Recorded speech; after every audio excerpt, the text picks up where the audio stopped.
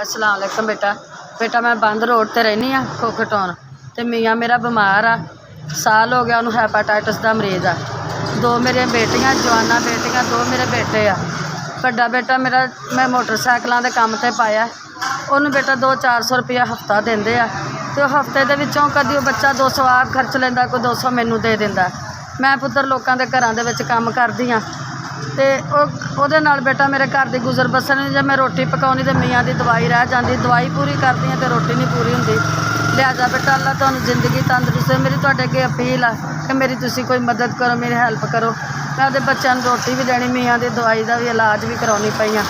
अल्लाह तुहानू जिंदगी तंदुरुस्ती देवे बहुत मेहरबानी है तुहाडी। कि पुत्र किसी का दिल नहीं करता मावां भैणां वाली है सब दुनिया कुछ जी करदा इंज किसी अगे आके हथ फैलाउण नूं किसी का पुत दिल नहीं करता। मजबूर हो के आउंदी तू समझ के मैं किन्नी क मजबूर हो के अज मैं इत्थे हथ कीता आके मेरे घर बेटा अज रोटी पकाउण नूं भी ना कोई आटा ना मेरे वास्ते कोई सालन पकाउण नूं कि तुसीं मेरी कोई मदद करो मेरा बच्चा। बहुत शुक्रिया अल्लाह तुहानू सलामत रखे।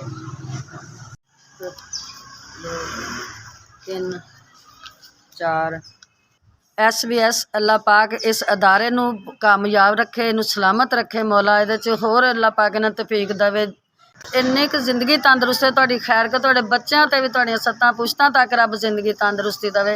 तुसीं मेरी मदद कीती है मैं बहुत बहुत शुक्रगुजार हाँ तुहाडी। मैं घर जाके बच्चों नूं रोटी देवांगी ते दिल खुश होएगा ते तुहानूं होर दुआवां निकलणगियां मेरे ढिड्डों। मदद की अल्लाह इन्हां नूं होर तरक्कियां देवे इन्हां नूं कामयाबी देवे इन्हां नूं सेहत तंदुरुस्ती देवे इन्हां दी जिंदगी लम्मी करे मौला पाक पाक। SBS नूं अल्लाह पाक इसे तरह चलदियां रखे ते साडे वर्गे गरीबां दी भी मदद हो जांदी। SBS नूं सदा सलामत रखे तरक्की याफ्ता करे आमीन सुम्मा आमीन।